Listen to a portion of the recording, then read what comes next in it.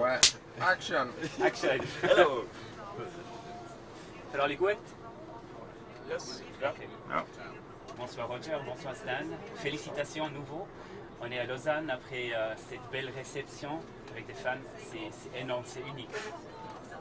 Oui, vraiment, je trouve que c'était un moment très particulier dans notre vie comme joueur de tennis, de pouvoir le faire ici à Lausanne. Moi, j'ai passé 2 ans ici à Lausanne, lui toute sa vie dans le canton de Vaud. Et pour ça, je pense qu'on n'aurait pas pu espérer une meilleure journée avec plus que 10 000 personnes, c'est fabuleux. C'est même plus spécial pour vous, non? Oui, non, c'est sûr. Comme il a dit, moi, je suis né ici, j'ai grandi ici. C'est clair que c'est ma ville, c'est d'où je viens.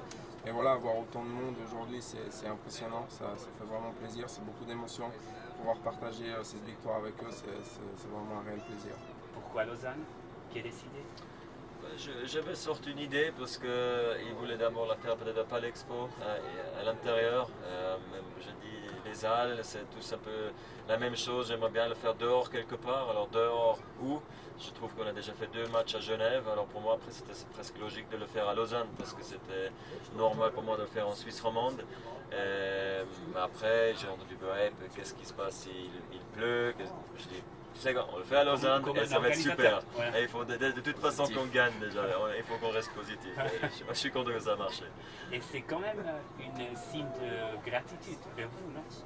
Oui, non, c'est clair, c'est incroyable de sa part qu'il choisisse Lausanne, c'est sûr. Moi, je me suis plutôt concentré ce week-end à être prêt au mieux possible pour les matchs parce que, comme il a dit, il fallait d'abord qu'on gagne. C'était une rencontre très difficile, très éprouvante. Mais voilà, revenir à Lausanne, on a vécu 2 très belles rencontres ici aussi de Coupe Davis il y a quelques années. Et c'est sûr que de voir autant de monde, c'est toujours fabuleux. Quelquefois aussi, c'était superstitieux aussi parce qu'il fallait prendre la décision avant la rencontre. Et oui, alors on va où si on perd, on va où si on gagne. C'est les pires des scénarios pour nous comme joueurs de tennis. Moi, j'ai laissé faire. vous êtes modeste, comme toujours. Ah non, mais c'est comment je le ressens, c'est sûr. C'est clair que, voilà, en plus, c'est Roger. C'est Roger le boss, c'est Roger le plus grand joueur de tous les temps. Il est là depuis tellement d'années et c'est clair que c'est un peu lui à choisir ce genre de choses. Vous restez toujours une sorte de fan de Roger Federer. Oui, bah c'est normal. Fanatique. Exactement. Oh non. J'ai toute sa collection d'habits, non, c'est pas vrai. Mais je crois que aussi c'est une chance de pouvoir passer du temps avec lui en équipe. Et je crois que quand on le voit jouer dimanche contre Richard, quand on le voit à quel point c'est beau à voir, à quel point il domine ce qu'il fait sur le terrain, on peut que être fan du joueur de tennis et de tout ce qu'il représente.